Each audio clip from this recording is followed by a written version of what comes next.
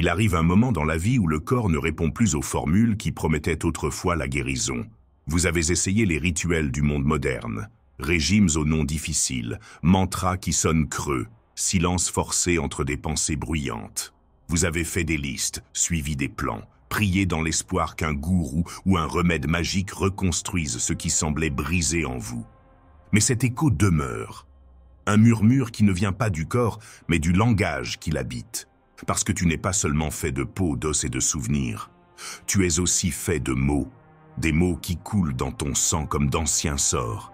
Des mots qui sommeillent depuis des années au plus profond de ton être, attendant le moment de s'éveiller.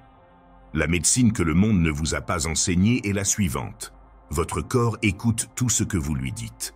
Votre colonne vertébrale ne soutient pas seulement votre corps, elle soutient aussi vos pensées les plus récurrentes. Vos poumons ne filtrent pas seulement l'air, ils filtrent aussi ce que vous croyez possible. Votre cœur, ce tambour qui ne s'arrête jamais, danse au rythme de vos paroles lorsque personne ne vous écoute. Lorsque vous vous répétez chaque jour « je suis fatigué », votre corps comprend que c'est sa réalité. Lorsque vous murmurez « je n'irai jamais mieux », chaque cellule reçoit ce message comme un ordre. Ce n'est pas de la poésie, c'est de la biologie. C'est l'alchimie secrète entre l'esprit et le corps, entre la parole et la chair. Depuis des siècles, les sages d'Orient et d'Occident répètent la même vérité dans différentes langues. Ce que vous nommez, vous le créez. Ce que vous exprimez, votre corps le construit tel un temple invisible. Les émotions que vous réprimez, il les emmagasine. Et celles que vous répétez, il les multiplie. Imaginez un instant que vos pensées étaient de l'encre invisible, et votre corps, un parchemin sacré. Chaque fois que vous dites « je ne suis pas assez », vous marquez un symbole sur ce parchemin. Chaque fois que vous dites « je suis brisé », vous gravez une nouvelle ligne sur cette carte intérieure. Et avec le temps, ce langage devient architecture. Dans votre façon de marcher, dans votre respiration, dans les nœuds silencieux qui se forment dans votre dos lorsque vous sentez que vous devez cacher votre vérité.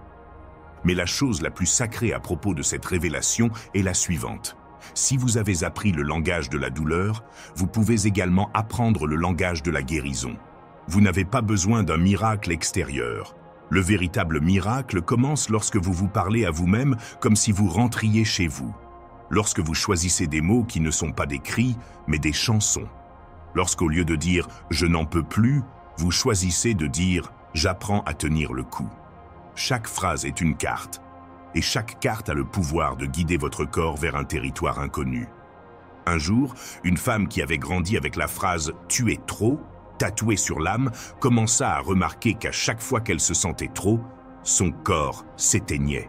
Non pas à cause du présent, mais à cause de l'écho de ce vieux décret. Elle apprit que son anxiété n'était pas un ennemi, mais une voix exigeant un nouveau langage. Alors elle commença à se dire « c'est sans danger de ressentir. Ma sensibilité est un don, pas un fardeau. Mon corps sait ce qu'il fait quand je pleure. » Et peu à peu, sa physiologie commença à réagir.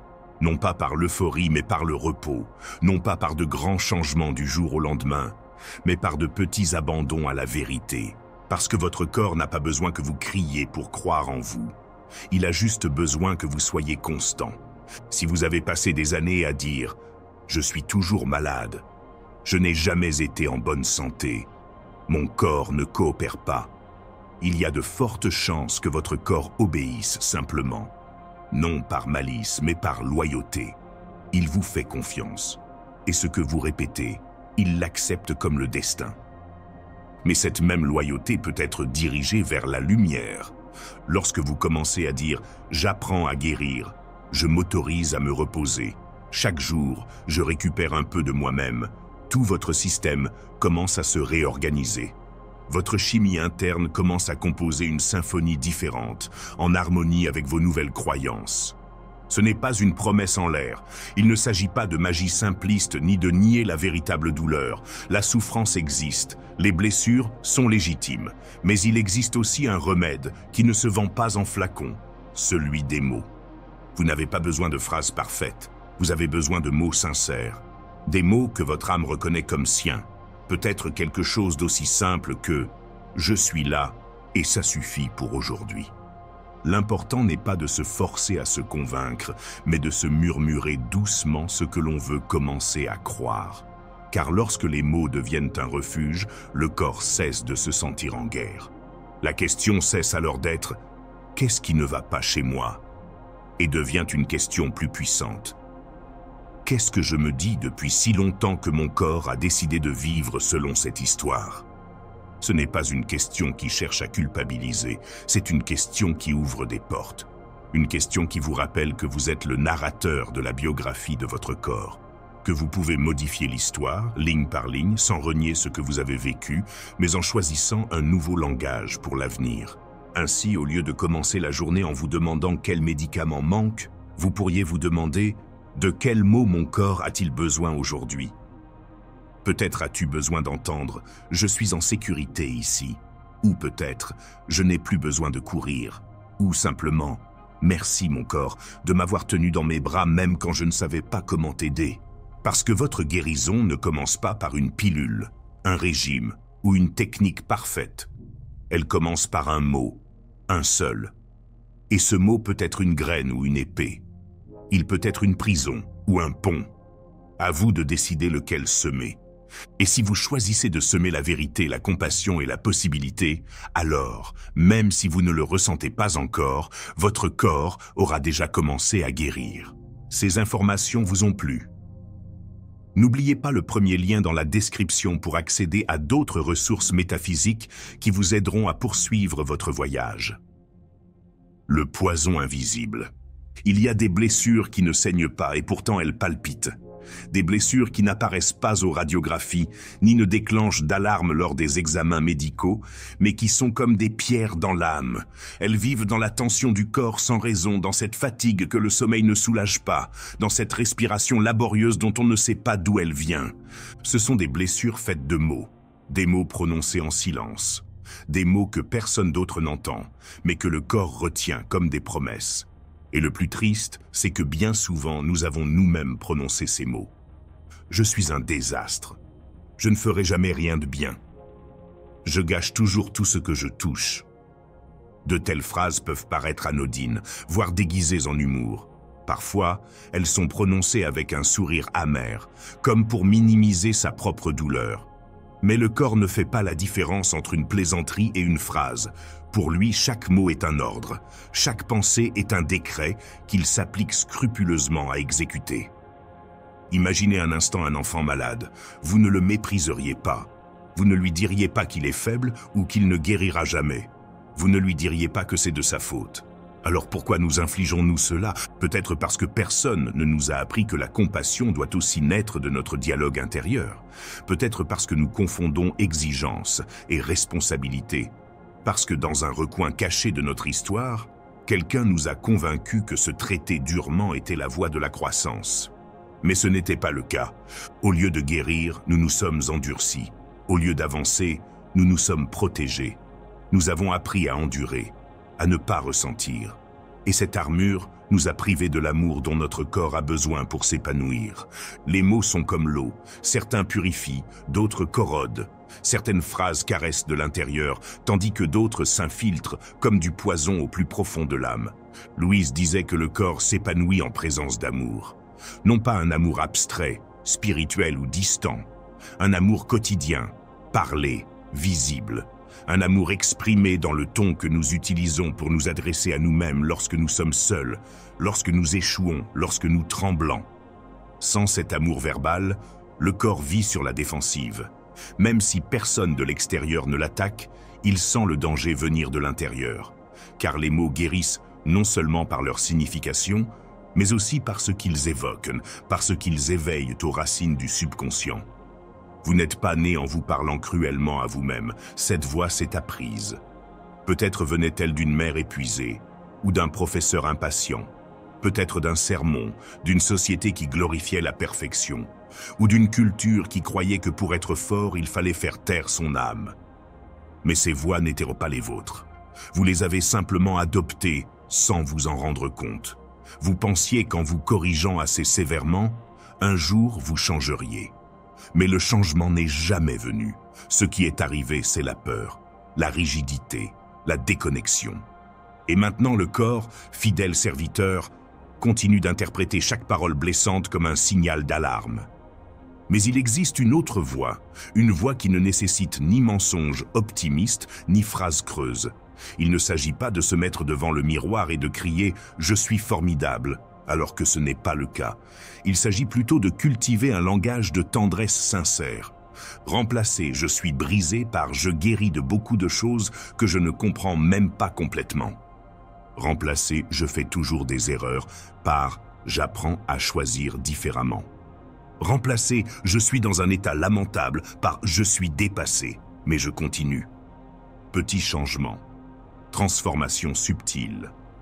Mais chacun est une guérison, une caresse intérieure, une graine de confiance que le corps, toujours attentif, reçoit comme une nouvelle opportunité. Votre corps n'a pas besoin de phrases parfaites, il a juste besoin que vous cessiez de l'attaquer de l'intérieur, que vous le traitiez comme vous traiteriez un être cher qui a souffert. Car vous ne pouvez pas exiger la paix d'un esprit constamment jugé. Vous ne pouvez pas exiger l'harmonie d'un corps qui subit quotidiennement des punitions verbales.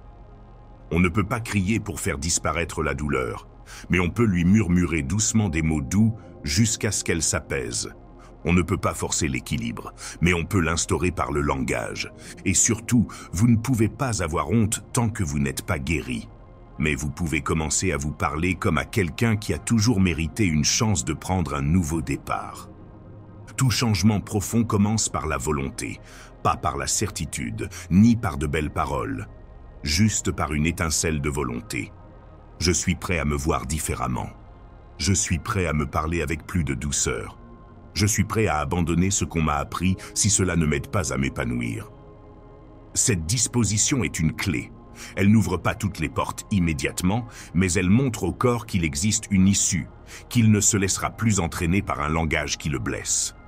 Vous avez porté le poids de mots durs pendant assez longtemps, et cela aussi est une forme de fatigue.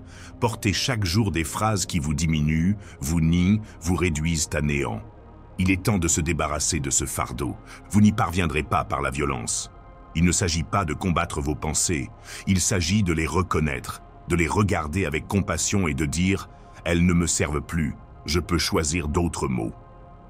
Des mots qui ressemblent davantage à la lumière que vous recherchez. Des mots qui retiennent, qui invitent, qui ouvrent. Des mots qui ne nient pas votre douleur, mais qui ne l'enchaînent pas non plus. Commencez par une phrase, une seule. Aujourd'hui, ce sera peut-être « Je suis prêt à guérir » ou peut-être « Je suis fatigué, mais je suis aussi vivant ». Quoi qu'il en soit, laissez-la venir du cœur, parce que les mots n'ont jamais été que des sons. Ils étaient des graines. Et ce que vous semez dans votre corps fleurira dans votre vie. Aujourd'hui, vous pouvez choisir de planter quelque chose de nouveau. La voix qui murmure dans le silence. Il existe une mélodie qui se passe d'instruments. Une voix qui ne vient pas de l'extérieur, mais jaillit du centre invisible de l'âme. On l'entend non pas avec les oreilles, mais avec le cœur, dans les heures silencieuses où le monde se taisait et où seul l'essentiel subsistait. Cette voix intérieure n'est ni l'écho de la peur ni la répétition de vieilles blessures. C'est une présence tendre, aussi ancienne que les étoiles, qui connaît le nom de toutes nos batailles et pourtant choisit de nous accueillir. Cette voix, que nous appellerons Lyria, la gardienne de l'âme, n'est ni une illusion ni une passade. C'est le feu sacré qui brûle au plus profond de nous, même lorsque la surface semble de glace. Pendant trop longtemps, nous avons vécu sous la tyrannie d'un juge invisible.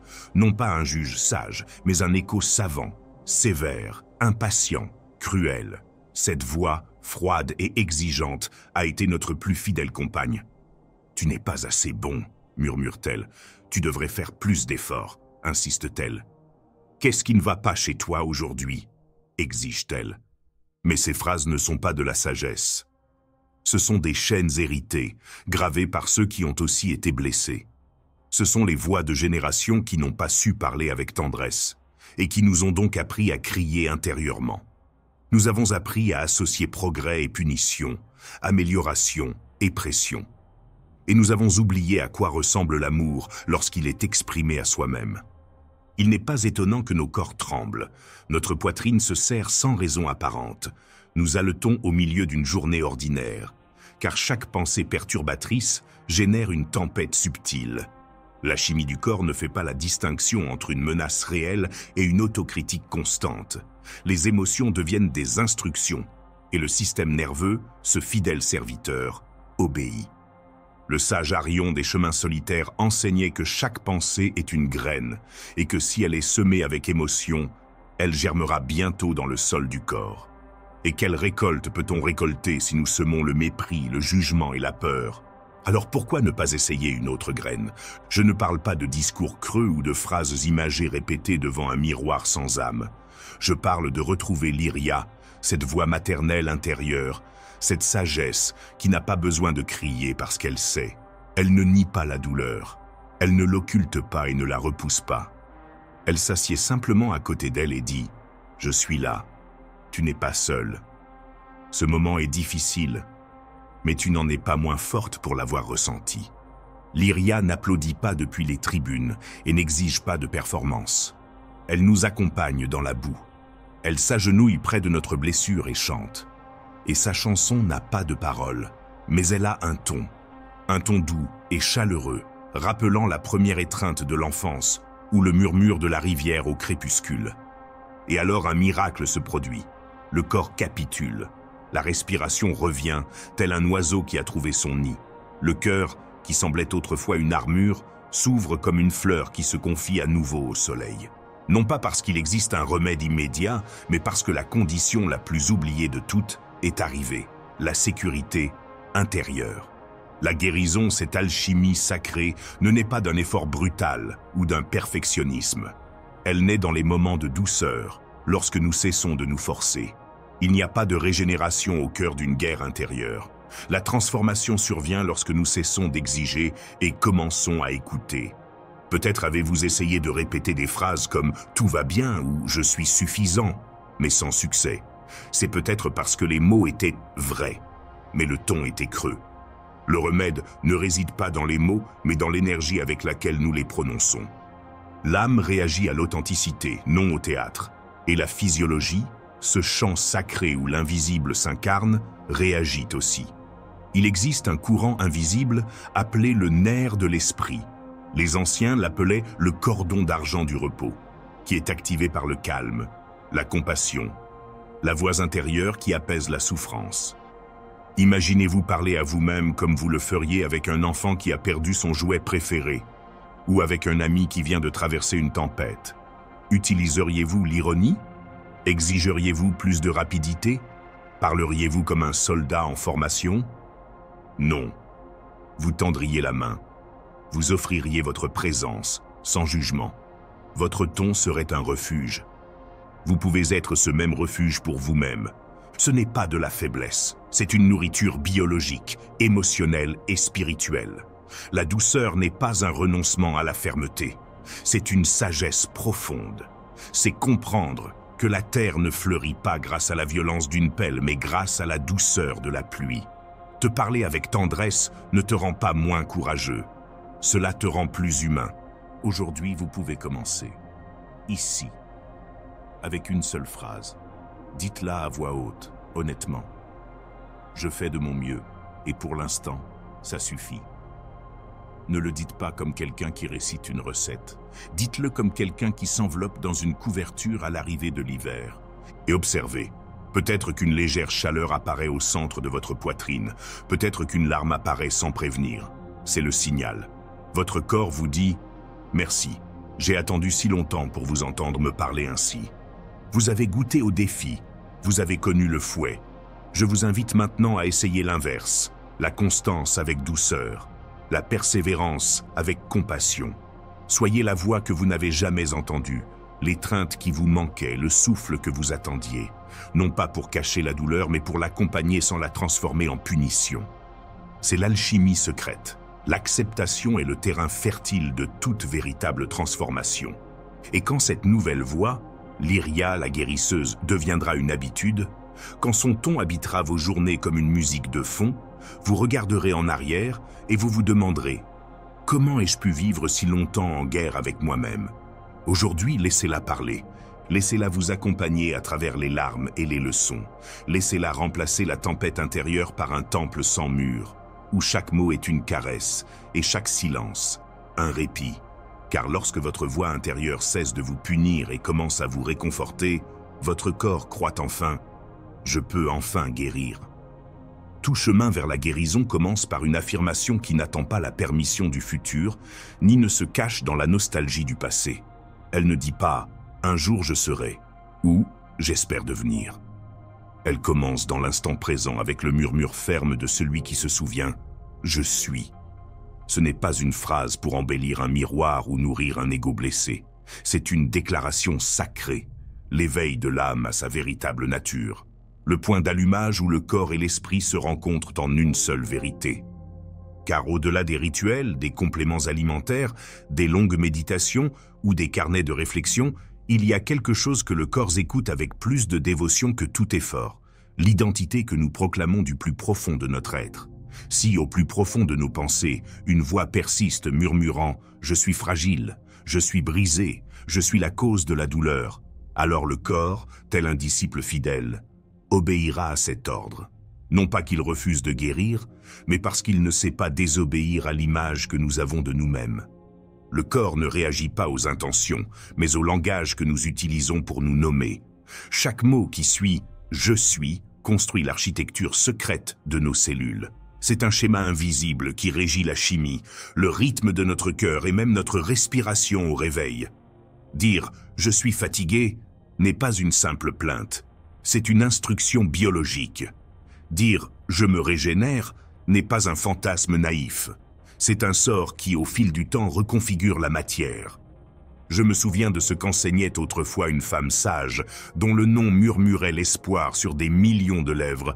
Le pouvoir réside dans le présent, et le présent se construit à chaque mot que nous choisissons d'incarner.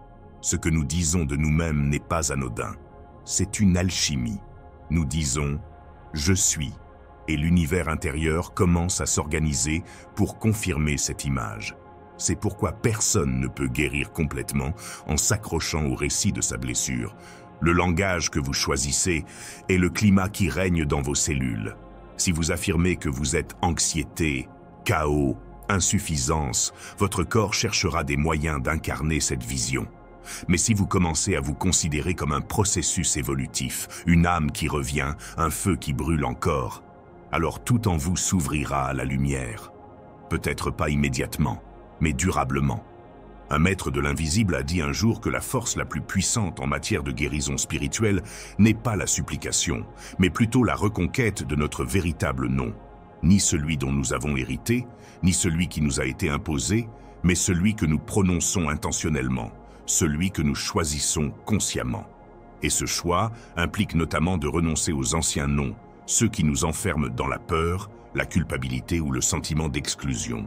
Nombreux sont ceux qui, sans le savoir, vivent prisonniers d'une identité qu'ils n'ont jamais choisie. Une identité forgée par les voix des autres. Tu es trop, tu ne changeras pas, ce monde n'est pas sûr pour toi. Au fil du temps, ces mots sont devenus des certitudes.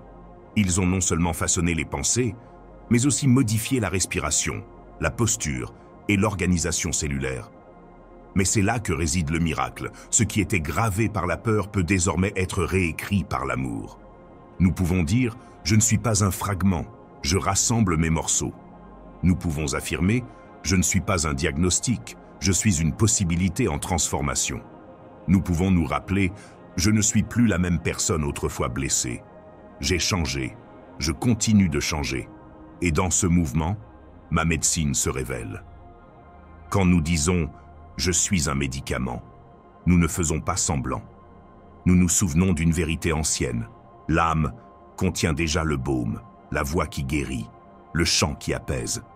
Et lorsque cette vérité est énoncée avec conviction, le corps n'a d'autre choix que d'obéir. Il ne s'agit pas de répéter des phrases creuses. Il s'agit de vivre avec une certitude plus forte que le doute. Il n'est pas nécessaire d'y croire complètement dès le départ.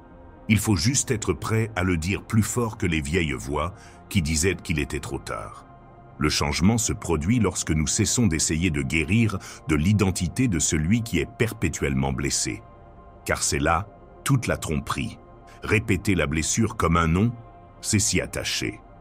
Mais en déclarant « je suis un remède », Nous devenons un sanctuaire où la guérison n'est plus un objectif lointain, mais une façon d'habiter le monde. Essayez, fermez les yeux, placez votre main sur votre cœur, respirez lentement, comme si vous vous écoutiez intérieurement, et dites « Je guéris ». Non pas comme un souhait, mais comme une affirmation. Répétez « Je guéris ». Et remarquez comment quelque chose en vous, aussi petit soit-il, commence à y croire. Non pas parce que c'est un mensonge, mais parce que c'est nouveau. Et les nouveaux noms prennent du temps à prendre racine. Chaque fois que vous dites « je suis calme »,« je suis force »,« je grandis », vous semez une graine dans le terreau fertile du subconscient. Et le corps, fidèle jardinier, cherchera le moyen de faire fleurir ce que vous avez semé. Celui qui a enseigné un jour que l'on est son propre guérisseur ne parlait pas de tout porter seul. Il parlait de l'immense pouvoir des mots que l'on choisit pour se décrire. Car ces mots ouvrent ou ferment des portes vers notre intégrité. Alors posez-vous la question, sous quel nom vivez-vous? Est-ce un nom que vous avez choisi consciemment ou un nom que vous avez accepté par inertie? Vous n'avez pas besoin de tout transformer aujourd'hui, mais vous pouvez commencer. Vous pouvez dire « Je n'accepte plus la vieille histoire ». Vous pouvez déclarer « J'apprends à parler à partir de la version de moi-même qui émerge ». Et quand vous le ferez, votre corps, ce sage silencieux, répondra. Parce qu'il a toujours été à l'écoute. Parce que « je suis » n'est pas qu'une description. C'est un commandement sacré. Et la guérison n'est pas une quête, c'est quelque chose que l'on incarne. Que ce jour soit le seuil. Puissiez-vous vous rappeler que vous n'êtes pas la blessure, mais celui qui a le pouvoir d'y insuffler la vie. Vous n'attendez pas le miracle, vous êtes le miracle. Vous n'êtes pas le symptôme, vous êtes le chant. Vous n'êtes pas le passé, vous êtes le présent éveillé. Vous n'êtes pas ce qui vous est arrivé. C'est vous qui décidez quel nom porter à partir de ce jour. Tu es le remède, le murmure de la douleur. Pendant longtemps, nous avons cru que la douleur était un ennemi, quelque chose qui venait nous voler notre calme, perturber l'harmonie du corps, tel un envahisseur hostile. Nous avons appris à la craindre, à la combattre, à l'enfouir sous des couches de déni et de bruit. Mais et si la douleur ne venait pas nous punir, mais nous réveiller? Et si son but n'était pas de nous détruire, mais de nous guider par son langage sacré vers des vérités oubliées? La douleur n'est pas une condamnation. C'est un messager ancien, aussi sage que les étoiles, aussi patient que le vent. C'est la voix la plus sincère de l'âme lorsque l'esprit a perdu sa capacité d'écoute. Là où la raison justifie, distrait et tergiverse, le corps ne ment pas. Il parle sans fioriture, sans déguisement. Il parle avec feu, avec pression, avec douleur, avec épuisement. Et si nous ne l'écoutons pas, il hurle. Certains, comme l'enseignante Alenia Sol, affirment que le corps est le dernier gardien de la vérité. Que lorsque l'émotionnel n'est pas reconnu, le physique prend le dessus. Que là où l'âme se tait, le corps crie. Un soupir ignoré peut se transformer en boule dans la gorge. Une tristesse contenue en lourdeur dans la poitrine. Une colère contenue en tremblement dans les mains. Rien n'est vraiment perdu. Tout ce que nous nions en conscience trouve refuge dans la chair. Ce n'est pas une question de faiblesse, c'est une question de conversation. Pensez à cette fois où votre nuque s'est raidie pendant des jours. Ce n'était pas une coïncidence, ni à cette fatigue persistante, même après une bonne nuit de sommeil, ni à ce pincement au ventre qui revenait chaque fois que vous ignoriez ce que vous ressentiez. Ce n'était pas votre corps qui vous trahissait, c'était votre corps qui vous demandait de l'attention. Il vous demandait de ralentir, d'écouter. Et pourtant, on nous a appris à le combattre, à nous déconnecter, à le traiter comme un ennemi à vaincre. C'est ainsi que se crée la fracture, entre ceux qui ressentent et ceux qui refusent de ressentir, entre la vérité et l'évasion, entre l'âme et le corps.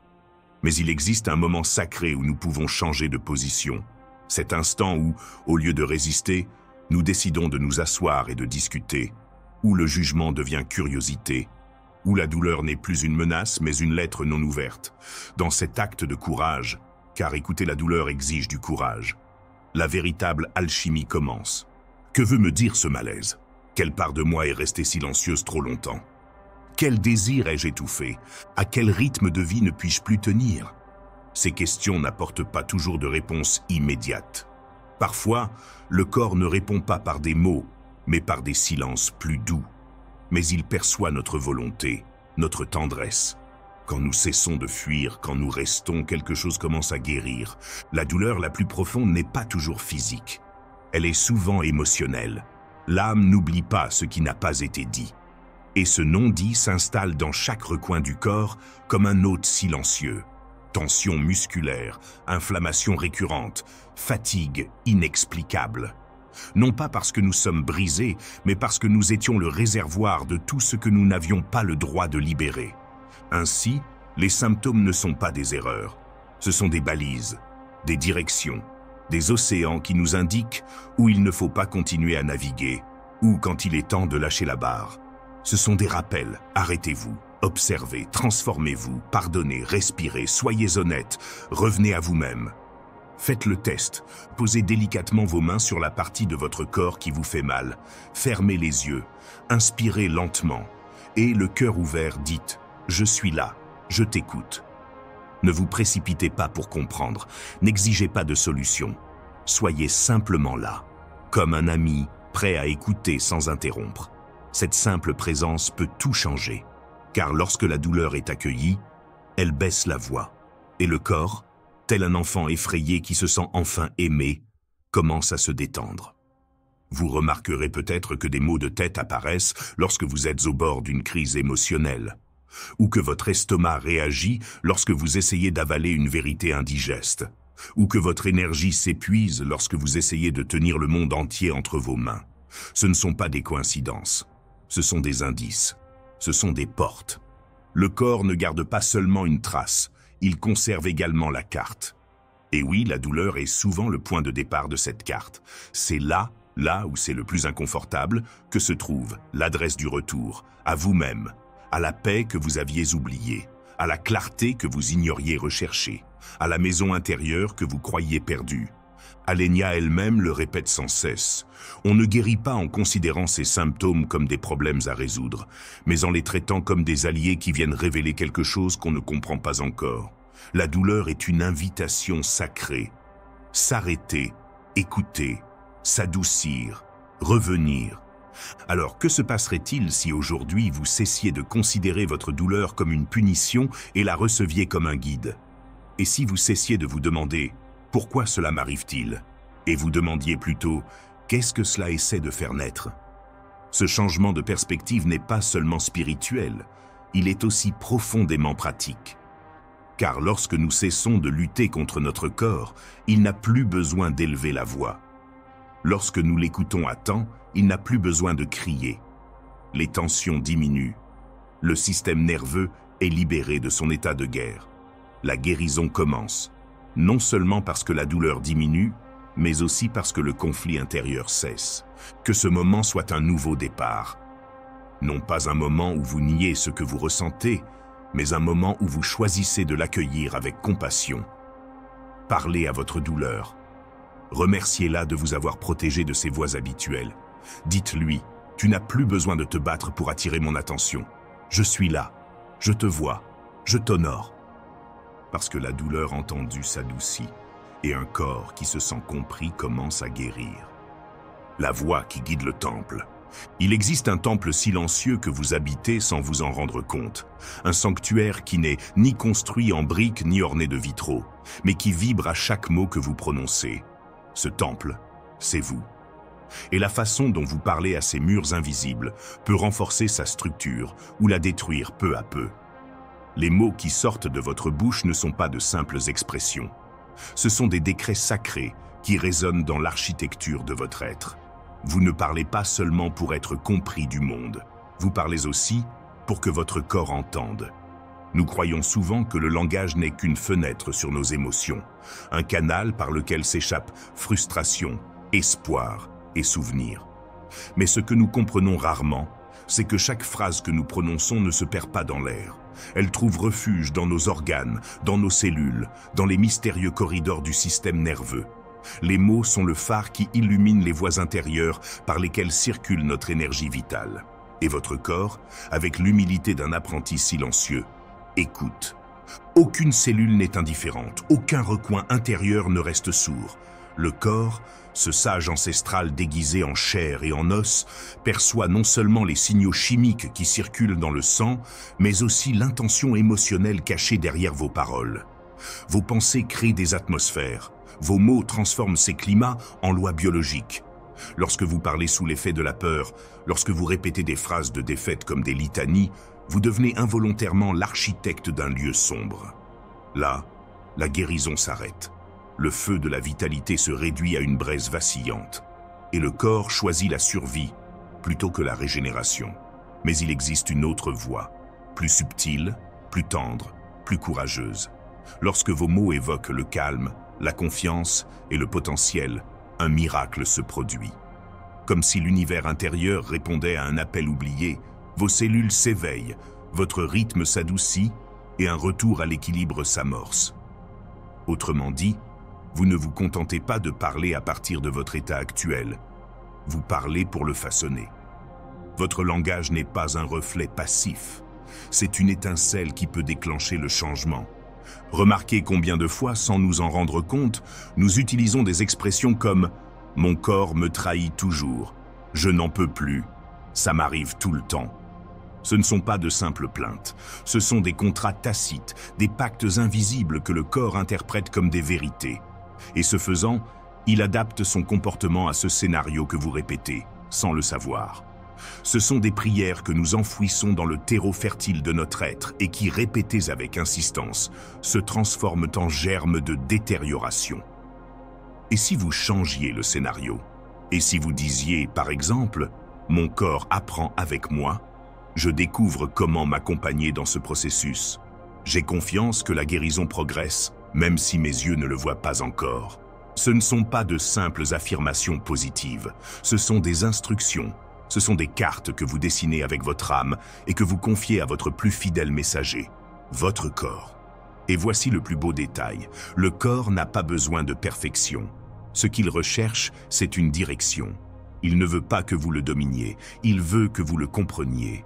En l'absence de langage conscient, la biologie est régie par des souvenirs anciens, des expressions héritées, des étiquettes imposées. Elle continue de fonctionner selon un manuel que vous avez dépassé depuis longtemps, mais que vous n'avez jamais cessé de réécrire. Ce chapitre n'est pas une invitation à devenir un penseur positif déraciné. C'est un appel à être l'orateur sacré de votre destinée. Ne parlez pas par peur, mais à votre corps avec intention. Ne répétez pas ce que vous avez hérité sans poser de questions, mais ce que vous choisissez d'être dans le présent. Ne parlez pas à la blessure avec ressentiment, mais avec tendresse, cherchant à comprendre et à guider. Dites, par exemple, « Je ressens la tension et je choisis de lui envoyer de la bienveillance. Ce symptôme n'est pas une punition, c'est un message. » Ou « Mon corps sait comment retrouver l'harmonie. Je lui en donne la permission. » Ne vous laissez pas tromper par la petitesse de ces phrases. Dans leur apparente simplicité se cache une révolution. Elles sont comme des gouttes d'eau tombant sur un sol craquelé. Avec persévérance, elles l'adoucissent. Avec amour, elles le transforment. La confiance est alors rétablie entre vous et ce corps, qui si longtemps fut un champ de bataille et non un jardin. Des études confirment aujourd'hui ce que les sages ont toujours su en silence. Une pensée modifie la chimie. Une perception modifie l'expression génétique. Un mot peut ouvrir ou fermer des voies cellulaires. Ce n'est pas de l'ésotérisme, c'est de la science. Mais c'est aussi mystique, car à l'intersection de la biologie et de l'âme se cache un mystère qu'aucune formule ne peut entièrement expliquer. Alors, posez-vous cette question essentielle. Que dites-vous involontairement à votre corps? Lui ordonnez-vous de s'effondrer? Ou l'invitez-vous à s'envoler? Inutile de feindre la confiance, il suffit d'être cohérent.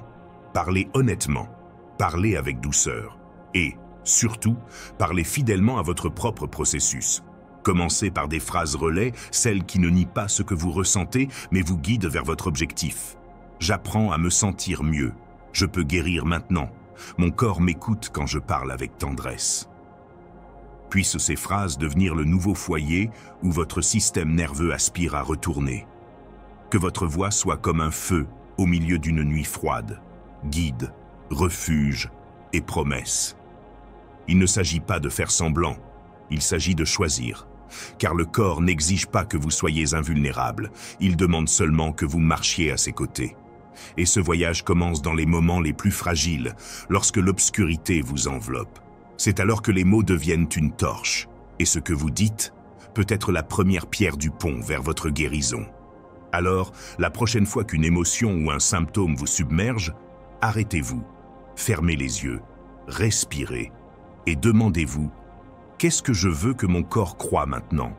Puis dites-le, doucement, comme quelqu'un qui récite un sort. Répétez-le, vous ne faites pas qu'exprimer, vous guidez, et tout votre être vous écoute. Que chaque mot soit un fleuve qui coule vers la guérison. Que chaque phrase soit un fil d'or qui répare les morceaux brisés. Que chaque prière vous ramène lentement au centre sacré de votre unité. J'aimerais profiter de cette occasion pour vous dire que si ce que vous voyez résonne en vous, vous trouverez beaucoup plus de matière pour continuer à apprendre dans le premier lien de la description. Devenir un refuge, l'art de guérir par la seule présence. Il existe un moment sacré sur le chemin de celui qui a entamé son chemin vers sa propre guérison. Un moment sans fanfare ni annonce, mais dont la trace est perçue comme un parfum invisible. Vous n'êtes plus seulement celui qui cherche le soulagement, mais celui qui l'incarne. Quelque chose commence à changer, non seulement en vous, mais aussi autour de vous. Les gens vous approchent avec une douceur inédite. Les silences avec vous semblent plus sûrs que 1000 mots. Votre énergie ne dit plus « je résiste », mais plutôt « ici, tu peux te reposer ». Ce moment marque la transition entre la guérison intérieure et la transformation silencieuse de votre environnement. Vous devenez un terreau fertile, un territoire de quiétude. Votre seule présence transmet ce que vous n'avez plus besoin de dire. Non pas parce que vous êtes unique au sens traditionnel du terme, mais parce que vous avez fait de votre âme votre demeure, et que ceux qui vous entourent sentent qu'ils peuvent aussi l'habiter. Tel un phare qui ne cherche pas à être vu mais qui guide inévitablement, vous commencez à émettre une vibration différente. Le sage Naïm Elias, maître du désert, disait que les corps parlent longtemps après que les bouches se sont tues. Et c'est vrai. L'énergie que vous portez, la façon dont vous occupez l'espace, vos silences, vos pauses, la cadence sereine avec laquelle vous bougez, tout cela murmure aux autres que le calme est possible, même après la tempête. Il ne s'agit pas de devenir un guérisseur au sens strict du terme. Il s'agit d'être un guérisseur ambulant. Non pas parce que vous guérissez les blessures des autres, mais parce que votre blessure a été accueillie avec tant de tendresse qu'elle peut désormais apporter du réconfort sans dire un mot. Comme quelqu'un qui a traversé la forêt la nuit et trouvé la clairière où coule l'eau, vous connaissez désormais le chemin. Et votre existence même le rappelle aux autres. Ce n'est ni du charisme ni de la persuasion, c'est de l'alignement. Et l'alignement, lorsqu'il est authentique, semble une vérité tacite. C'est lorsque vos pensées, vos paroles et votre présence vibrent à la même fréquence. Vous ne prêchez pas la paix, vous êtes la paix. Et cela, plus que tout argument, transforme ceux qui vous entourent. Dans les monastères anciens, on disait que certains sages étaient comme des arbres centenaires. Ils ne donnaient pas de conseils, ils offraient de l'ombre. Les gens s'asseyaient à côté d'eux et se sentaient guéris, sans savoir exactement pourquoi. Ce n'était pas un don réservé à quelques privilégiés. C'était le fruit d'années passées à parler respectueusement de leurs émotions, à ne pas se trahir, à apprendre à ne pas fuir la douleur. Et ce faisant, ils devinrent un terrain solide. Lorsque vous apprenez vous aussi à vous parler avec douceur, non pas de manière sporadique, mais comme un langage habituel, vous devenez un terreau fertile pour ceux qui se sentent encore à la dérive. Nul besoin de forcer qui que ce soit, nul besoin de convaincre qui que ce soit. Il vous suffit de continuer à être ce que vous avez déjà choisi d'être, une présence qui n'exige rien, qui ne juge pas, qui soutient sans envahir. Ce genre d'énergie ne crie pas, elle n'attire pas l'attention. Mais elle persiste, comme l'arôme du pain frais qui s'échappe d'une maison ouverte, comme le murmure d'une rivière qui coule sans être vue. C'est la fréquence d'une âme qui a appris à réguler sa propre douleur et, ce faisant, à créer un espace où les autres peuvent respirer. Et là, un détail crucial apparaît. Nul besoin de titre ni de rituel complexe pour atteindre cet état. Il suffit de cohérence. Votre façon de vous parler doit correspondre à votre façon de penser. Vos pensées doivent être en phase avec votre comportement. Quand vous dites « je vais bien », c'est que vous avez appris à contenir votre douleur sans faire semblant. Non pas que vous niez la blessure, mais parce que vous n'en avez plus peur. L'énergie que vous dégagez lorsque vous vous parlez à vous-même avec compassion devient un langage universel. Un langage qui dit, sans mots, vous pouvez baisser la garde. Nul besoin de dire à quelqu'un de respirer. Votre respiration lente invite la sienne. Nul besoin de calmer l'autre. Votre calme lui offre cette permission. Même le langage de vos gestes change. Les pauses que vous marquez dans vos paroles s'allongent, deviennent plus généreuses. Le rythme de votre marche cesse de s'enliser dans le temps et danse désormais avec lui. La façon dont vous nommez la douleur ne la cristallise plus, elle la libère. Et cette douceur, qui aux yeux du monde peut paraître une faiblesse, est en réalité la plus grande démonstration de force. Parce que vous avez cessé d'utiliser la souffrance comme une carte de visite. Vous n'avez plus besoin de montrer vos cicatrices pour vous sentir valable. Vous avez compris que la véritable guérison n'a pas besoin d'être prouvée. Elle se ressent, et les autres la ressentent. C'est pourquoi, lorsque vous entrez dans un espace, quelque chose se détend, sans effort, intentionnellement. Simplement parce que le chant que vous portez en vous n'est plus conditionné par la peur, mais par l'acceptation. Le poète Anouar a dit « Certains sont un abri, d'autres une tempête, et quelques-uns une boussole ». On devient une boussole non pas parce qu'on connaît la direction de chacun, mais parce qu'on a appris à ne pas perdre la sienne. Et cela permet aux autres de trouver la leur. Peut-être que vous ne le remarquez pas, peut-être que personne ne le dit. Mais vous commencerez à voir comment les gens autour de vous commencent à respirer plus lentement, à parler plus honnêtement et à baisser leur garde. Non pas parce que vous leur apprenez, mais parce que vous êtes devenu un espace où il fait bon vivre. Et cela, cher lecteur, n'est pas une mince affaire. C'est l'héritage silencieux de quelqu'un qui a fait la paix avec son histoire. Il ne s'agit pas de perfection, il s'agit de présence. D'être tellement ancré en soi-même que l'on n'a plus besoin de prouver quoi que ce soit. Et de là, sans le chercher, on commence à guérir les autres.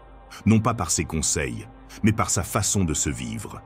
Alors, si jamais vous doutez de votre impact, souvenez-vous de ceci. Chaque fois que vous vous êtes parlé avec tendresse alors qu'il était plus facile de vous blâmer, chaque fois que vous avez pris une grande inspiration au lieu de céder au chaos, chaque fois que vous avez choisi la gentillesse au milieu du jugement, tout cela n'était pas seulement pour vous. C'était une graine qui fleurit aussi chez les autres. Votre guérison est une graine qui voyage. Elle ne s'arrête pas aux confins de votre peau. Elle devient un écho pour ceux qui croisent votre chemin. Elle devient un miroir pour ceux qui ont oublié leur reflet. Elle devient un foyer pour ceux qui cherchent encore refuge. Vous êtes désormais un champ de guérison en mouvement. Vous n'avez rien d'autre à faire. Continuez simplement à être ce que vous êtes déjà, une preuve vivante que la paix est possible et que, même dans un monde blessé, la tendresse demeure une forme de résistance.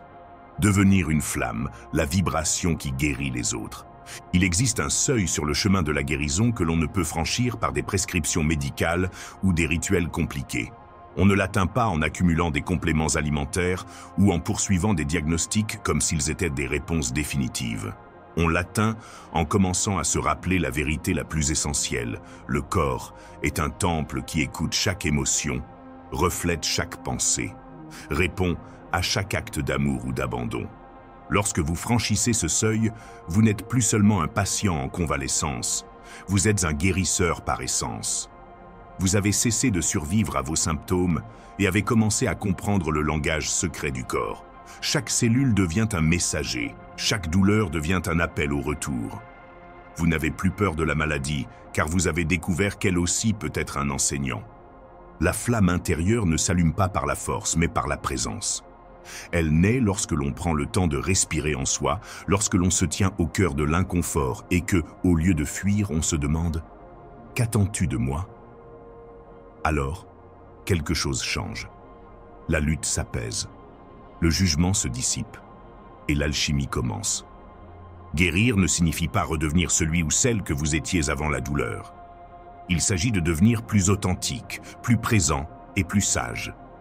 Il s'agit de comprendre que la santé ne se résume pas à l'absence de symptômes, mais plutôt à l'harmonie du corps, de l'esprit et de l'âme. Il s'agit de réaliser que notre biologie réagit à l'amour comme une fleur réagit au soleil, et que chaque pensée peut être un remède ou un poison. Lorsque vous devenez une flamme, votre présence commence à guérir au-delà de vous-même. Nul besoin d'être médecin ou thérapeute, nul besoin de donner des conseils. Votre calme parle pour vous. Vos habitudes, vos gestes, votre regard sans jugement deviennent l'espace sûr dont les autres ont besoin pour entamer leur propre chemin vers la santé. La vibration qui émane de vous est le résultat de votre respect pour votre processus, de votre refus de rejeter vos jours sombres, de vos pleurs, de votre repos, de votre silence face aux bruits extérieurs et enfin de votre écoute humble de votre corps. Vous avez cessé de vous demander quelle pilule résoudra tout, et vous vous demandez quelle blessure demande à être embrassée. Devenir une flamme ne signifie pas être parfait, asymptomatique ou éveillé. Cela signifie être présent. Cela signifie habiter son corps avec amour, même quand il souffre. Cela signifie cesser de considérer la maladie comme un ennemi et commencer à la voir comme un pont vers sa vérité la plus profonde. Dans cet état, vous découvrez que ce qui guérit vraiment ne se vend pas toujours en bouteille. C'est l'étreinte que vous n'avez pas donnée, la tristesse que vous n'avez pas pleurée, les mots que vous avez ravalés, les limites que vous n'avez pas fixées, la fatigue que vous avez ignorée, et surtout, l'amour que vous n'avez pas encore appris à vous donner, car le meilleur remède n'est pas extérieur. C'est vous.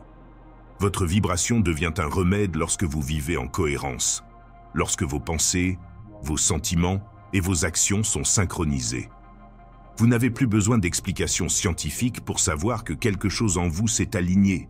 Vous le ressentez dans votre profond repos, dans la légèreté de votre respiration, dans la façon dont votre corps cesse de crier parce qu'il a enfin été entendu. Ce qui est beau à ce stade du cheminement, c'est que vous cessez d'avoir peur des rechutes. Vous comprenez qu'elles ne sont pas des échecs, mais des rappels. Vous apprenez à vous accompagner dans la fièvre, l'insomnie et l'anxiété, comme vous le feriez avec un être cher, avec tendresse, avec patience, sans exiger de réponses immédiates. Et alors, vous guérissez au-delà du physique. Vous ne cherchez plus de solution miracle, vous cherchez à comprendre.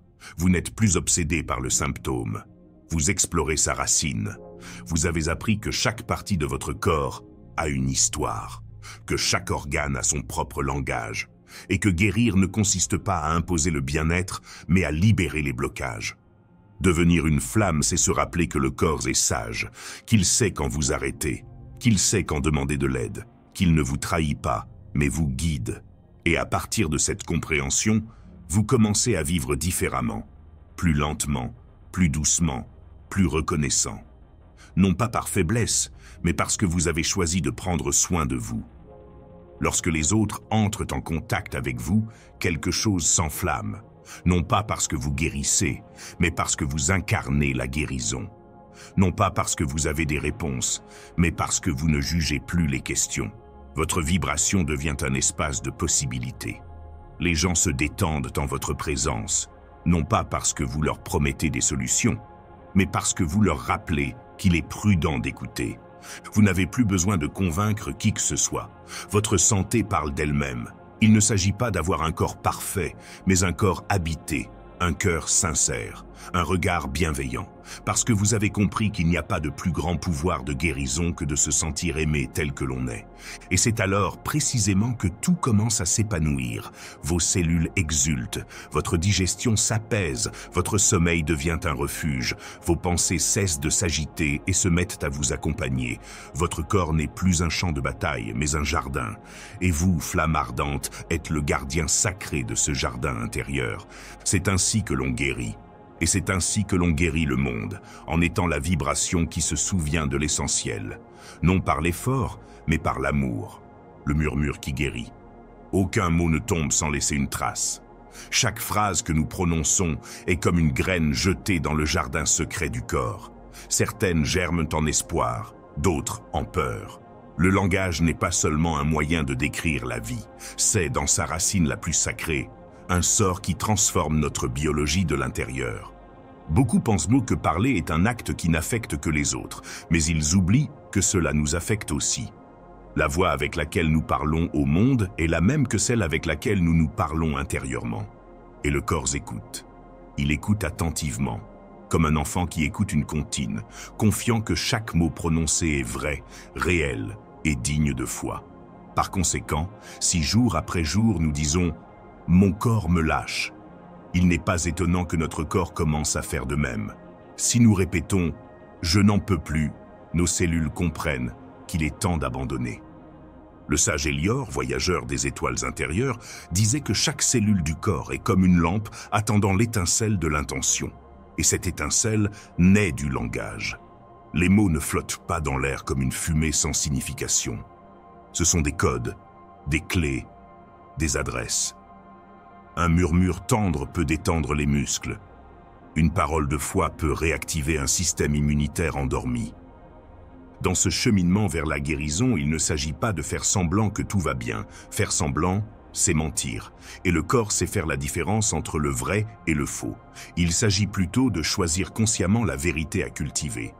J'apprends à guérir a plus de pouvoir que je suis brisé. Mon corps m'écoute a plus de potentiel que tout me fait mal. La guérison n'est pas magique, mais elle recèle beaucoup de mystères. Tout ne se laisse pas deviner par une analyse de sang. Il existe des guérisons qui commencent par un simple mot d'amour, répété avec constance, avec foi, comme quelqu'un qui chante à une plante pour la faire pousser. Car le corps n'exige pas la perfection. Ce qu'il désire, c'est être guidé, accompagné, le signe qu'il n'est pas seul dans ce cheminement. Pensez un instant à toutes ces phrases automatiques que vous répétez. « Je ne suis pas bon, je suis toujours malade, ça ne change jamais ». Ce ne sont pas de simples expressions, ce sont des décrets. Ce sont des lignes de code que le corps interprète comme des instructions. Et, tel un bon serviteur de la conscience, il obéit. Que se passerait-il si vous remplaciez ces phrases par de nouvelles? Non pas par déni, mais par choix. Mon corps recherche l'équilibre. Il y a de la sagesse dans cet inconfort. Chaque jour, j'apprends à vivre avec plus de compassion pour moi-même. Les anciens alchimistes savaient que l'or ne se trouve pas à la surface, mais au plus profond de la terre. De même, la transformation intérieure ne naît pas du bruit extérieur, mais du dialogue que nous entretenons avec nous-mêmes dans l'intimité du silence. Le corps est un terreau fertile, et le langage en est la graine. Par conséquent, parler gentiment n'est pas sentimental, c'est une question de biologie consciente. Chaque mot doux adressé à votre corps est une molécule de confiance qui s'installe dans votre système nerveux. Il y a ceux qui vivent en répétant des phrases comme quelqu'un qui taille une pierre. Ça m'arrive toujours. Je n'ai jamais l'énergie. Mon corps est mon ennemi. Sans le savoir, ils construisent des temples de peur où leur âme ne peut se reposer. Mais il y a aussi ceux qui, sans nier la douleur, prononcent des mantras de transformation. Cela aussi passera. Je suis patient avec moi-même. Ma santé se construit pas à pas. Ils construisent des sanctuaires où la vie peut se régénérer. Il ne s'agit pas d'être toujours positif, il s'agit d'être authentique et compatissant. La voix intérieure n'a pas besoin de crier pour être puissante, elle peut être un murmure, une brève prière avant de se coucher. Mon corps sait ce dont il a besoin. Je lui donne la permission de guérir, je suis reconnaissant de ce qui fonctionne encore en moi. Ces phrases ne sont pas des placebos, elles sont une direction, elles sont un pont, elles sont un remède silencieux. N'oubliez pas, chaque fois que vous parlez, vous faites un pacte avec la réalité. Vous dites « Voici ce que je crois, voici ce que je choisis, voici ce que je suis prêt à vivre ». Alors, quelle réalité créez-vous lorsque vous parlez de votre santé? Fermez-vous des portes ou les ouvrez-vous? Éteignez-vous des incendies ou allumez-vous des lumières? Le biologiste Eriandar affirme souvent que nos perceptions façonnent non seulement nos pensées, mais aussi nos cellules. Ce que vous croyez devient qui vous êtes. Mais plus encore, ce que vous dites devient ce que votre corps perçoit comme vrai. Lorsque vous traversez des moments de détresse, arrêtez-vous, respirez. Ne fuyez pas ce que vous ressentez, mais ne vous abandonnez pas non plus à l'abîme. Demandez-vous, qu'ai-je besoin que mon corps entende en ce moment? Peut-être a-t-il besoin que vous lui disiez « Tu es toujours en sécurité. Je ne suis pas seul » ou simplement « merci d'être resté avec moi ». Et même si cela semble absurde au premier abord, persévérez. Persévérez. Car la guérison n'est pas qu'un processus chimique, c'est aussi un acte d'amour. Aucun muscle ne se relâche sous un commandement violent. Aucun organe ne s'épanouit sous les insultes. Mais la transformation s'opère lorsque le langage est chaleureux, lorsque l'âme parle au corps comme on caresse un animal blessé, non pas pour le faire fuir, mais pour lui faire savoir qu'il peut rester, qu'il est en sécurité, que la tempête est passée. Faites de la langue votre allié, de vos phrases votre phare, de vos mots votre chemin vers vous-même. Car au final, nous ne sommes pas seulement ce que nous pensons, ni même ce que nous ressentons. Nous sommes ce que nous choisissons de nous dire encore et encore, jusqu'à ce que ces mots deviennent réalité, jusqu'à ce que le corps comprenne qu'il n'a plus besoin de se défendre, qu'il peut désormais commencer à guérir. Le silence du corps parle. Il existe un langage plus ancien que les mots, un langage qui ne s'écrit pas à l'encre ni ne s'entend. C'est le langage qui jaillit de l'intérieur, comme le murmure d'une rivière qui coule dans la nuit. C'est le langage du corps. Beaucoup ont oublié comment écouter. Ils vivent au milieu d'écrans et d'horloges clignotants qui rythment le cours de la journée, mais ignorent les murmures de l'âme incarnée. Le corps, patient et fidèle, parle en silence, parfois avec un pincement au cœur, d'autres fois avec une fatigue que le sommeil ne soulage pas. Il y a des jours où il fait mal, non pas parce qu'il est brisé, mais parce qu'il hurle quelque chose qui a été trop longtemps réduit au silence. Le voyageur Ilian disait que le corps est un temple où réside l'esprit, mais aussi un oracle. Quand nous ignorons ce qui nous arrive, c'est le corps qui le sait. Et non seulement il le sait, mais il le communique. Mais il n'utilise pas de phrases. Il utilise des signaux. Une douleur à la poitrine quand on porte plus que ce que l'on peut supporter. Une boule dans la gorge quand on garde le silence sur ses vérités. Une raideur dans le dos quand on ne sait pas comment se soutenir. La médecine moderne a accompli des merveilles, mais elle a souvent oublié de considérer le corps pour ce qu'il est, un messager sacré. On le coupe, on l'engourdit, on le force, mais on le respecte rarement. Et pourtant, il est toujours là, accomplissant son œuvre, respirant sans qu'on le lui demande, battant sans qu'on s'en aperçoive, guérissant même sans qu'on le remercie. La véritable santé ne se limite pas à l'absence de symptômes. C'est un état d'harmonie entre ce que nous ressentons, pensons, mangeons, disons et croyons. Lorsque cette harmonie est perturbée, le corps réagit. Non pas comme une punition, mais comme un signal indiquant qu'il faut revenir à son centre. Alors, quand le corps parle, il ne faut pas le faire taire, il faut l'écouter. Quelle émotion était coincée dans l'estomac? Quelle vérité était enfouie dans les os? Quel besoin a été ignoré jusqu'à se transformer en tension? Écouter son corps n'est pas facile. Cela demande du courage, car parfois, il dit des choses que nous ne voulons pas entendre. Il nous rappelle ce que nous avons repoussé, ce que nous avons nié, ce que nous ne voulons pas ressentir.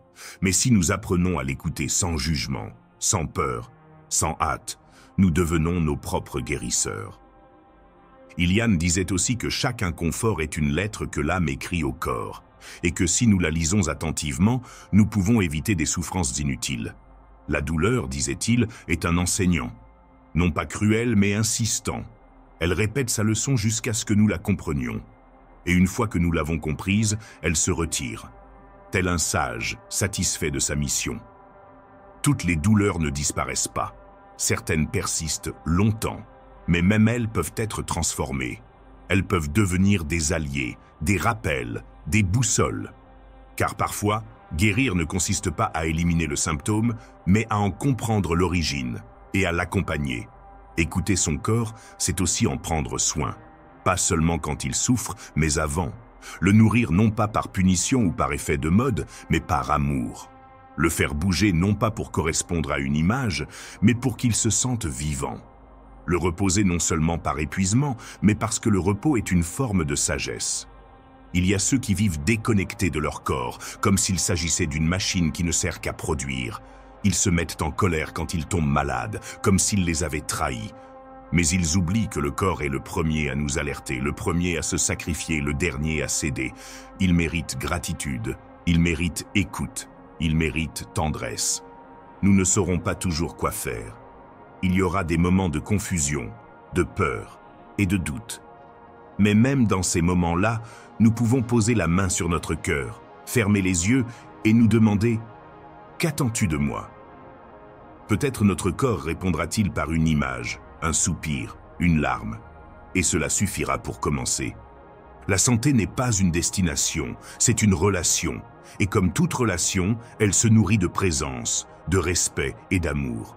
Chaque jour, nous pouvons reconstruire ce lien, même s'il est endommagé. Nous pouvons nous réconcilier avec notre corps, lui demander pardon pour les fois où nous l'avons forcé, ignoré et méprisé. Et nous pouvons aussi le remercier pour la blessure qu'il a guérie, pour la nourriture qu'il a transformée, pour le câlin qu'il nous a donné même lorsque nous étions fatigués. Dans un monde où tout crie, écouter son corps est un acte révolutionnaire, car cela signifie choisir le silence plutôt que le bruit, la vérité plutôt que la précipitation, la connexion plutôt que le contrôle.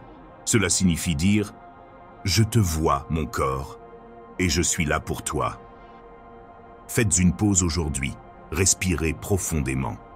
Non pas pour accomplir quelque chose, mais pour être. Ressentez-le. Votre poitrine se gonfle, votre ventre se contracte, vos épaules se détendent. Chaque partie de vous dit « Je suis vivant ». Et cela, en soi, est un miracle. Rappelez-vous, vous n'êtes pas venu au monde pour combattre votre corps. Vous êtes venu pour l'habiter avec sagesse, pour découvrir jour après jour comment être son allié, son gardien, son ami. Vous n'avez pas besoin de tout comprendre immédiatement. Faites simplement le premier pas. Écoutez. Car lorsque le corps se sent écouté, il commence à guérir. Et quand le corps guérit, l'âme chante. Le jardin intérieur. Il existe en chaque être humain un espace invisible, invisible à l'œil nu. C'est un sanctuaire caché où réside la graine du véritable bien-être. Cet espace ne se trouve ni dans l'esprit, ni même dans le cœur. Il se situe au-delà, dans une dimension où le corps, l'âme et l'esprit s'entremêlent comme des racines s'embrassant sous la terre. C'est le jardin intérieur. Beaucoup l'ont oublié. Dans leur empressement à corriger l'extérieur, à masquer les symptômes, ils ont négligé de cultiver l'essentiel. Ils cherchent des solutions dans des bocaux, des recettes, des routines et des régimes, sans se rendre compte que la racine de leur déséquilibre réside dans ce qui reste innommé, dans ce qui est passé sous silence depuis des années. Il ne s'agit pas de rejeter la médecine, mais de la suivre consciemment, car aucune pilule ne peut guérir ce que l'âme a refusé de voir. Le corps ne tombe pas malade par hasard. Chaque signal qu'il émet est le reflet de ce qui s'agite au plus profond de l'être. L'insomnie n'est pas toujours un trouble. Parfois, c'est l'âme qui refuse de dormir sans avoir été entendue. Les maux d'estomac ne proviennent pas toujours de la nourriture, mais d'émotions non digérées. La fatigue persistante n'est pas toujours due au corps, mais au poids invisible de la vie qui n'a pas encore été libéré. Ilian, le guérisseur des sentiers de guérison, disait que prendre soin de sa santé, c'est comme entretenir un jardin. Il ne suffit pas d'enlever les mauvaises herbes, il faut connaître la terre, comprendre ses saisons et respecter son rythme. Il y a des jours pour semer, des jours pour tailler, et aussi des jours pour laisser la pluie purifier ce que nous ne comprenons pas. Au cours de son voyage, Ilian rencontra une femme sage nommée Mira. C'était une guérisseuse, mais pas de celle qui se contente de mélanger des herbes. Elle écoutait, les yeux fermés et les mains ouvertes. Elle expliqua que chaque personne portait une carte et que le corps était l'encre avec laquelle l'âme l'avait dessinée. Lorsqu'un mal survenait, elle ne le combattait pas. Elle l'interrogeait avec tendresse. Elle demanda « Qu'êtes-vous venu m'apprendre » Mira croyait que guérir ne se résume pas à soigner. La guérison peut être immédiate. La guérison est profonde. Guérir, c'est nettoyer la plaie. Guérir, c'est comprendre pourquoi elle s'est ouverte. Guérir apaise. Guérir transforme. Et pour guérir, disait-elle, il faut se rendre au jardin intérieur, se déchausser, s'asseoir par terre et commencer à parler aux racines. Ce jardin ne fleurit pas à la hâte. Il a besoin d'écoute, de patience, de repos, de vérité. Il faut que nous cessions de lutter contre le corps comme s'il était un ennemi. Car chaque cellule en nous aspire à la vie. Chaque tissu aspire à l'harmonie. Et lorsque nous tombons malades, Ce n'est pas parce que notre corps a lâché, mais parce qu'il nous supplie de revenir à la source. La véritable santé se construit par des actes d'amour. Un verre d'eau siroté avec gratitude, une promenade sans but, un rêve respecté, une larme autorisée. Elle se construit par des choix conscients. Choisir une nourriture nourrissante, une compagnie accueillante, un silence purifiant. Mais surtout, elle naît d'une question. De quoi mon corps a-t-il besoin pour se sentir bien? Mira répétait que nul ne peut guérir sans apprendre à s'aimer soi-même. Non pas comme un slogan superficiel, mais comme un acte révolutionnaire. Car aimer son corps, c'est aussi accepter ses limites, être reconnaissant de ses efforts et reconnaître sa sagesse. Aimer son corps, c'est se regarder dans le miroir, non pas pour se juger, mais pour se rappeler. Tu es l'endroit où je vis, et tu mérites le respect. De vieilles blessures vivent aussi dans notre jardin intérieur. Ce ne sont ni des erreurs, ni des punitions. Ce sont les traces de combats non encore gagnés. Chacune porte un message. L'anxiété, par exemple, n'est pas un ennemi, mais un gardien qui tente de nous alerter que quelque chose en nous a besoin d'attention. La maladie, souvent, est le cri d'une part oubliée qui veut encore être vue. Et c'est là, au milieu du jardin, que le miracle se produit. Ni bruyant, ni spectaculaire. Un miracle silencieux. Le moment où nous cessons de lutter contre nous-mêmes et décidons de prendre soin de qui nous sommes. Le moment où nous comprenons que le corps n'est pas une prison, mais un temple. Que la santé n'est pas la perfection, mais la présence. Que le bien-être ne s'achète pas, mais se cultive. Le chemin vers la guérison n'est pas toujours simple. Il y a parfois des contretemps, des trébuchements et des incertitudes. Mais même dans ces moments-là, si nous sommes attentifs, nous pouvons sentir que le sol sous nos pieds vibre encore de vie. Nous pouvons entendre comment notre corps, malgré la douleur, continue de vouloir avancer. Et alors, nous comprenons. Nous sommes vivants. Et tant qu'il y a de la vie, il y a un chemin. Ilian disait que le corps recherche toujours l'équilibre, même si nous ne savons pas comment l'aider. Son instinct naturel est la santé, comme celui d'une plante vers la lumière. Notre tâche n'est pas de le forcer, mais de l'accompagner, de le soutenir, de l'honorer. Et pour ce faire, nous devons retourner au jardin, non pas comme des étrangers, mais comme des gardiens.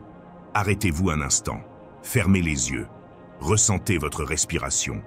Ne la modifiez pas, observez-la simplement. Par ce simple geste, vous entrez dans votre jardin intérieur. Vous dites « Je suis là et je veux apprendre à prendre soin de toi ». C'est la graine de toute transformation. Nous n'avons pas besoin d'avoir toutes les réponses. Il suffit d'être prêt à écouter, à ressentir, à demander. Le corps répondra. Il l'a toujours fait, avec des battements de cœur, des frissons, des larmes, des soupirs. Il sait. Et lorsque nous cessons de lui imposer nos volontés et commençons à dialoguer avec lui, le sacré se produit.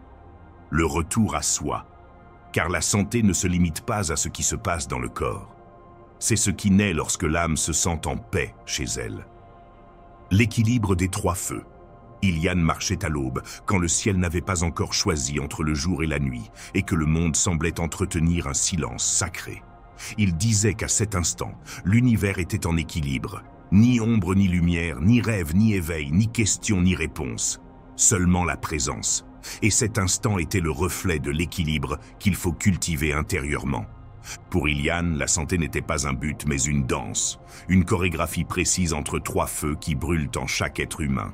Le feu du corps, le feu de l'esprit et le feu de l'âme.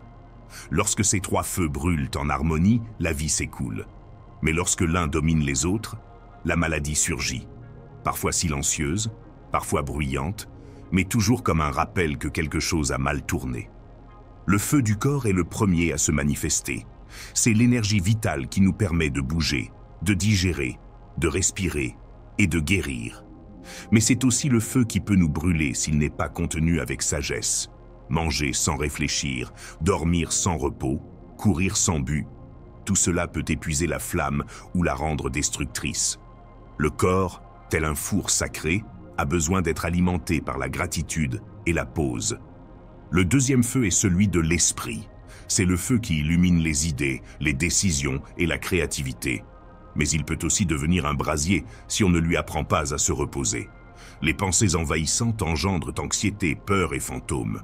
Nombreux sont ceux qui tombent malades, non pas à cause de ce qu'ils mangent, mais à cause de ce à quoi ils pensent constamment. Car la pensée obsessionnelle est aussi enivrante que la nourriture frelatée. L'esprit a aussi besoin de silence, d'espace vide et de respiration profonde. Et il y a le troisième feu, celui de l'âme, le plus subtil, mais aussi le plus profond. C'est l'étincelle qui donne sens à tout le reste. Quand ce feu s'éteint, plus rien ne semble avoir de saveur. Même avec un corps fort et un esprit brillant, si l'âme s'éteint, la vie devient une routine sans saveur. Ilian disait que de nombreuses maladies naissent de cette déconnexion du feu sacré de l'âme, et que pour guérir, il est nécessaire de le rallumer. Un matin, Ilian trouva un vieil homme assis au bord d'une rivière. Ses vêtements étaient humbles, son visage ridé par le temps, mais ses yeux brillaient d'une sérénité que seuls possèdent ceux qui ont traversé de nombreuses tempêtes. Il s'appelait Taren. C'était un guérisseur à la sagesse ancestrale, et il parlait peu, mais chaque mot tombait comme une goutte d'eau sur la terre ferme. Taren enseigna à Ilian une pratique qu'il appelait la contemplation des trois feux. Ce n'était pas un rituel compliqué, ni ne nécessitait d'objets particuliers, juste de l'attention. D'abord, il plaça une main sur son cœur et l'autre sur son ventre, et respira lentement. « Ressens le feu dans ton corps, dit-il. Écoute-le s'il est fatigué, s'il est enflammé, s'il réclame repos ou mouvement. Ne le juge pas. Écoute-le, tout simplement. » Puis il se concentra sur l'esprit. Non pas pour contrôler les pensées, mais pour les observer comme des nuages traversant le ciel. Quelles pensées se répètent? Lesquelles pèsent lourd? Lesquelles nous empoisonnent? Demanda-t-il. L'esprit s'apaise non pas lorsqu'on le force au silence, mais lorsqu'on l'embrasse tendrement. Finalement, il fermait les yeux et se tournait vers le feu de son âme. À quand remonte la dernière fois où tu as ressenti de la joie sans raison? Ou de la gratitude au réveil? Quelle flamme a besoin d'être ravivée? Car souvent, l'âme ne tombe pas malade. Elle s'éteint simplement par tristesse, par oubli, par exil. Tout au long de son cheminement, Ilian a compris que beaucoup cherchent à guérir le corps sans toucher l'esprit, ou à apaiser l'esprit sans écouter l'âme. Or, la véritable santé exige de prêter attention aux trois feux, non pas comme des compartiments séparés, mais comme les éléments d'une même flamme. Elle a également appris que l'équilibre n'est pas un état fixe, mais un état dynamique. Certains jours, le corps est plus faible et a besoin de repos. D'autres jours, l'esprit est plus actif et a besoin d'être guidé. Parfois, l'âme se sent lointaine et a besoin d'être invoquée par des chants, par l'art, par le silence. La clé est d'écouter sans imposer, de se soucier sans exiger, d'aimer inconditionnellement. Une nuit, alors qu'il se reposait près d'un arbre, Ilian écrivit dans son carnet « Le déséquilibre n'est pas une erreur, c'est une opportunité. Chaque fois que quelque chose ne va pas en moi, c'est parce qu'une partie de moi réclame de l'attention. Si j'écoute, je grandis. Si j'ignore, je m'égare. » Cet enseignement est devenu son remède, non seulement pour lui-même, mais aussi pour ceux qu'il a rencontrés sur son chemin. Il n'offrait pas de formule magique ni ne promettait de guérison immédiate. Mais il nous apprenait à respirer, à écouter, à regarder en nous. Car il comprenait que la santé n'est pas un état que l'on atteint, mais une connexion que l'on cultive avec soi-même au quotidien. Ainsi, partout où il allait, il laissait une graine. Parfois un mot, parfois un geste, parfois un silence. Mais c'était toujours un rappel que la vie est sacrée et qu'en chaque être humain brûlent trois feux qui aspirent à danser en harmonie. Dans la ville de Kairouan, une jeune femme lui demanda « Et que faire quand je me sens perdu, malade, fragmenté ?» Ilian répondit doucement « Si tu es fragmenté, ne te punis pas. Même dans ta fragmentation, une étincelle brûle. Reviens à toi-même. Repose-toi sur ta respiration. Écoute ton corps. Prends soin de ton esprit. Invoque ton âme. Et laisse les trois feux s'embrasser à nouveau. » Car au final, l'équilibre n'est pas une question de perfection, mais de connexion. Il ne s'agit pas d'éviter la douleur, mais de la surmonter. Il ne s'agit pas de contrôler, mais de cultiver la présence. Ilian savait que le monde était rempli de bruit, de distractions et de formules creuses, mais il savait aussi qu'en chaque être humain, il existait un espace où les trois feux pouvaient se rencontrer et danser, et que lorsque cela se produisait, le chaos du monde extérieur n'avait plus d'importance. À l'intérieur, tout pouvait retrouver la paix. L'équilibre invisible. Pendant longtemps, Ilian avait cru que la santé se résumait simplement à l'absence de maladie. Une série d'examens normaux, un corps sans plainte. Mais son âme, agitée comme le vent qui souffle invisible, lui murmurait autre chose. Il avait l'impression qu'il lui manquait une pièce, un écho plus profond qu'il ne parvenait à trouver ni dans les livres, ni dans les laboratoires. C'est dans la cité de Luméris, cachée au cœur des montagnes de roches bleues, qu'il commença à entrevoir une autre vérité. Là-bas, les guérisseurs ne portèrent pas de blouse et ne prescrivaient pas de noms difficiles à prononcer. Là-bas, on parlait de la santé comme d'une mélodie, d'une fréquence qui devait être en harmonie avec l'être tout entier. Ilian rencontra alors Sera, une femme à la voix douce et au regard clair, qui lui enseignait que le corps n'est pas un mécanisme à réparer, mais une symphonie à accorder. « Quand quelque chose te fait mal, lui dit-elle en tenant un brin de lavande entre ses doigts, demande-toi non seulement ce qui l'a causé, mais aussi ce qui l'entretient. Car il y a des douleurs qui naissent de vieux chagrins non pleurés, et des maladies qui ne sont que des cris de l'âme demandant de l'espace pour s'épanouir. » En sa compagnie, Ilian a appris à écouter ce qu'il avait jusque-là ignoré. La tension dans son dos comme signe d'un fardeau émotionnel non libéré, sa fatigue constante comme conséquence de rêves oubliés, son insomnie comme un appel à faire la paix avec son passé. Sera a parlé des 4 temples de l'être, le corps physique, la pensée, l'émotion et l'esprit. La véritable santé, a-t-elle dit, naît lorsque ces 4 temples se s'allument chaque matin et marchent ensemble sans que l'un entrave l'autre. Ilian méditait sur ces mots en observant les visages de ceux qui s'approchèrent de Sera. Des hommes souffrant de douleurs chroniques, des femmes profondément tristes, des personnes âgées au cœur débordant. Et à chaque fois, elle ne leur imposait pas de remède mais les aidait plutôt à se tourner vers l'intérieur. Elle leur demandait de se souvenir de ce qu'ils avaient aimé étant enfants, de revenir à la terre, de respirer comme si chaque inspiration était un pacte avec la vie. Car, comme elle l'enseignait, guérir ne consiste pas à contrôler, mais à permettre. Il ne s'agit pas de forcer la vitalité, mais d'ouvrir un espace pour que l'énergie puisse à nouveau circuler. Le corps sait se guérir lui-même, disait-elle. Il suffit simplement de cesser de l'interrompre par la peur et la précipitation. Ilian se souvint alors du nombre de fois où il avait traité son corps comme un ennemi, du nombre de fois où il s'était automédicamenté sans se demander ce qu'il essayait de lui dire. Et il comprit que la santé ne commence pas à la pharmacie ni ne s'arrête chez le médecin. Elle commence lorsqu'on décide d'habiter son corps avec amour et respect. Il a passé des jours à apprendre à renouer avec ses rythmes. Il a découvert qu'il n'avait pas besoin d'autant d'heures devant les écrans, mais plutôt de plus de moments de soleil sur sa peau. Que ce n'était pas le café qui l'empêchait de dormir, mais plutôt une anxiété non maîtrisée. Que le sommeil n'était pas une question de déconnexion, mais de guérison intérieure. Un matin, Sera l'emmena dans un lieu qu'ils appelèrent le refuge respiratoire. Il n'y avait ni mur ni plafond, juste une clairière entre les arbres, avec des pierres disposées en cercle. Là, elle lui enseigna une pratique ancestrale, simplement respirer en pleine conscience, inspirer par le cœur, expirer par les pieds, ne rien contrôler, mais être présent. Quand tu respires ainsi, lui dit-il, tu invites ton corps à revenir à l'instant présent. Et c'est seulement dans l'instant présent que la guérison s'opère. Ilian pleurait. Non pas de tristesse, mais parce que quelque chose en lui se relâchait, comme si son être profond se sentait enfin suffisamment en sécurité pour lâcher prise. Et dans ses pleurs, dans ce tremblement de son âme, il comprit que guérir signifie aussi faire le deuil de ce qui n'a pas été pleuré, accepter ce qui a été nié et laisser la tendresse remplacer le jugement. Au fil des jours, son énergie a changé. Non pas parce qu'elle s'est immunisée contre la douleur, mais parce qu'elle a appris à l'accepter sans résistance. Elle a compris que certaines douleurs ne doivent pas être éliminées, mais honorées. Que chaque symptôme peut être un phare, pas une punition. Sera a également parlé du pouvoir de la nourriture.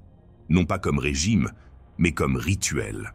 Elle nous a appris à bénir les fruits, à les mâcher avec gratitude, à écouter si notre corps réclamait repos ou mouvement. Ilian a redécouvert la joie des fruits frais, la paix d'une tisane sous la lune. Et peu à peu, il a cessé de manger par anxiété et a commencé à se nourrir par amour. Votre corps est votre première maison, a déclaré Serra. Et une maison ne se vit pas à moitié. Elle est honorée par chaque geste, chaque choix. Ilian comprit que son corps n'était ni une prison, ni une machine.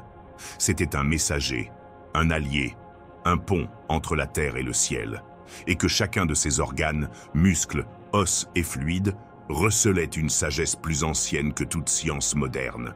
Avant de quitter l'Huméris, Serra lui tendit un petit carnet aux pages blanches. « Ce sera ton carnet de santé », lui dit-elle. « Mais ne te contente pas d'écrire tes symptômes et tes dates. Note tes levées de soleil, tes émotions, tes pas en forêt.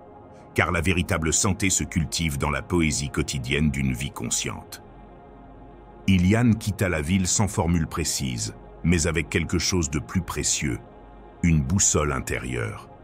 Il avait compris que la santé n'était pas un but ultime, mais plutôt un cheminement vers l'équilibre, un acte de présence, un engagement envers la vie et envers soi-même. Et dès lors, chaque fois que je ressentais une douleur, une fatigue, une agitation, je ne me précipitais pas pour la faire taire. Je la regardais, je lui parlais, je demandais « Que me montres-tu » Et c'est dans cette écoute que la guérison a commencé. Car en fin de compte, la santé n'est pas l'absence de douleur, mais la présence de l'amour. Elle n'est pas la perfection, mais l'harmonie. Elle ne consiste pas à fuir son corps, mais à y retourner comme on rentre chez soi après un long voyage. J'espère que vous avez apprécié ce voyage autant que j'ai aimé le partager avec vous. Si vous souhaitez passer à l'étape supérieure, n'oubliez pas de consulter le premier lien dans la description. Vous y trouverez davantage de contenu, d'exercices et d'outils qui transformeront votre parcours. Je vous attends à l'intérieur.